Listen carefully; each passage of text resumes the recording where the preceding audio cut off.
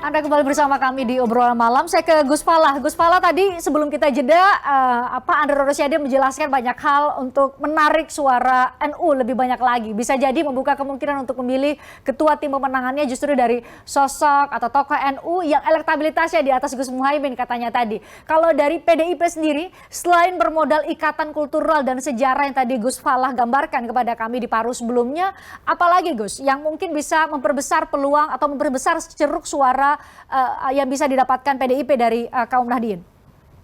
Baik Mbak Christian, jadi kalau kita lihat secara umum ya, bahwasannya Nahdlatul Ulama ini adalah organisasi Islam terbesar di dunia, ya, dikdaya terbesar di dunia. Oleh karena itu yang harus kita lakukan adalah melakukan komunikasi. Komunikasi ini adalah bisa secara struktural, bisa secara kultural, ya. Mendekati kepada para alim ulama, mendekati pada para kiai, mendekati kepada ustadz-ustadz yang ada di dusun, itu juga adalah salah satu kita untuk lebih meningkatkan suara PDI Perjuangan di kalangan hati warga Nahdlatul Ulama. Tapi kuncinya hanya satu aja Mbak, sentuh hatinya. Sentuh hatinya warga Nahdlatul Ulama. Kenapa? Karena yang merawat Indonesia ini salah satunya adalah Nahdlatul Ulama. Kalau Nahdlatul Ulama selama ini dijadikan adalah bagaikan mendorong mobil yang mogok, kemudian jalan ditinggal. Saat ini Nahdlatul Ulama sudah tidak seperti itu. Maka yang harus dilakukan adalah pendekatan secara kultural ataupun secara struktural. Ini harus dilakukan. Yang kedua, tentunya kita juga pastinya tidak bisa dinafikan kita akan menimbang, dan itu pasti Ibu Hajah Megawati Soekarno Putri yang akan mempunyai hak untuk melakukan komunikasi.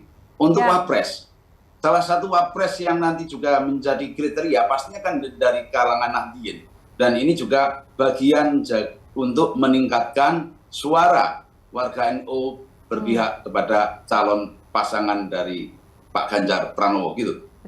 Ini dari apa, cawapres kuat calon pendamping Pak Ganjar adalah dari kaum Nahdien yang hari-hari ini terlihat dekat dan setidaknya tampak di panggung depan gitu ya, bisa publik lihat adalah misalnya bertemu Pak Mahfud MD misalnya, atau juga dekat dengan Mbak Yeni Wahid. Apakah di antara dua sosok itu atau hari-hari ini seperti dikatakan oleh Sekjen PDIP kayaknya sudah berbalas pantun tuh dengan Pak Mahfud MD?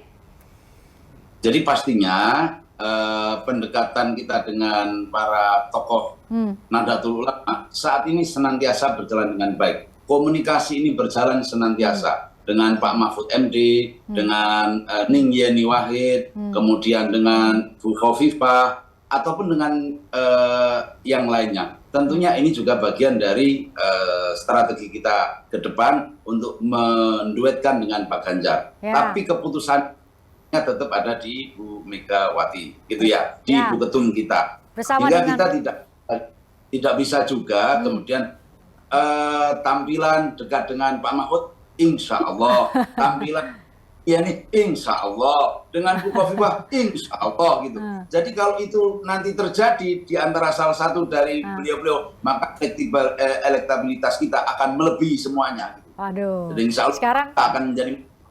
Sekarang udah jadi partai pilihan ya, partai nomor satu pilihan kaum Nahdien.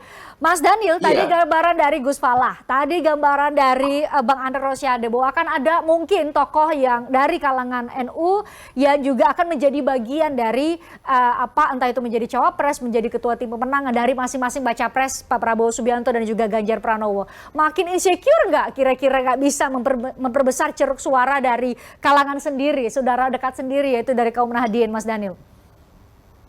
Ya, NU itu kan sangat besar ya. Bukan hanya terbesar di Indonesia, bahkan di dunia. Sehingga dia punya daya atraktif yang sangat tinggi di mata seluruh partai. Gitu. Nah, tetapi kan fakta yang ada saat ini adalah calon wakil presiden yang memang benar-benar warga NU, bahkan dia menjadi cicitnya pendiri NU saat ini baru satu, Caimin. Gitu. Nah, kedua, NU itu kan punya kekasan yang memang nggak semua orang paham. Punya kekasan kultural, dan itu sangat menyatu saat ini, sangat menyatu dengan PKB yang belum tentu dimiliki dan menyatu dengan partai lain. Ya. Ya. Sholawatan, yasinan, punya jaringan yang setiap hari bukan secara khusus memang, tetapi secara alami itu yang memang ngopeni, berhubungan, berkomunikasi dengan para kiai, dunia pesantren, dan Baik. itu menjadi kekuatan PKB saat ini. Dan ya yang penting adalah kita punya pengabdian, kita punya amanah yang benar-benar, ya tadi kita setuju bagaimana NU, Nahdliyin, santri, para kiai merasakan dari kiprah kita. Baik. Jadi keberadaan PKB membawa berkah bagi banyak orang. Baik.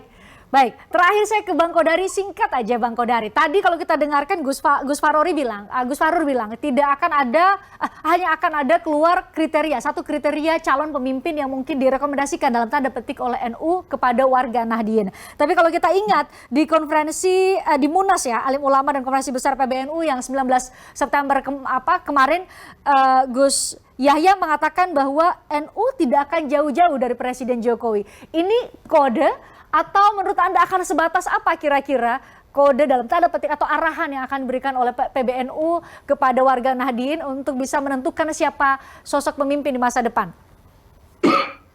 Pertama, untuk pastinya kita harus tunggu ya kode atau kriteria yang keluar dari PBNU itu sejelas apa gitu. Kalau kodenya kabur kan efeknya pasti minimalis. Tapi kalau dia spesifik banget, mungkin dia bisa punya pengaruh yang besar. Tetapi saya melihat bahwa pada hari ini memang antara Pak Jokowi dengan Nahdlatul Ulama itu garisnya sama gitu loh. Jadi saya pada titik ini mau mengatakan bahwa ya Nahdlatul Ulama pun mirip-mirip seperti relawannya Pak Jokowi gitu kan. Tunggu komando, kira-kira begitu. Jadi ya pendukungnya Pak Jokowi saya kira nanti akan dengar apa kata NU, NU juga akan dengar apa kata Pak Jokowi begitu. Jadi ya balik lagi ujung-ujungnya sebetulnya memang penentu utama dalam hasil Pilpres 2024 ini adalah Pak Jokowi begitu.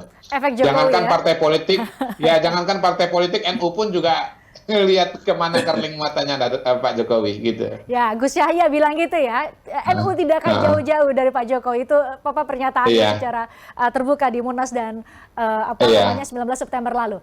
Bang Kodari terima kasih, Gus Falah terima kasih, Mas Daniel terima kasih. Misalnya juga ada Gus Farori dan juga Bang Andre Rosiade yang sudah join. Selamat malam buat Anda semua. Kita tunggu. Selamat malam. Assalamualaikum warahmatullahi wabarakatuh. Kita tunggu nanti seperti apa kriteria calon pemimpin yang akan disampaikan oleh PBNU. Apakah dekat atau lekat dengan satu atau beberapa baca pres yang sudah ada saat ini menjelang pendaftaran nanti. Kita tunggu saja waktu yang akan menjawab. Saya ucapkan terima kasih buat Anda yang sudah nonton kami. Saya Christian Grich. Happy weekend. Kita jumpa lagi Jumat depan.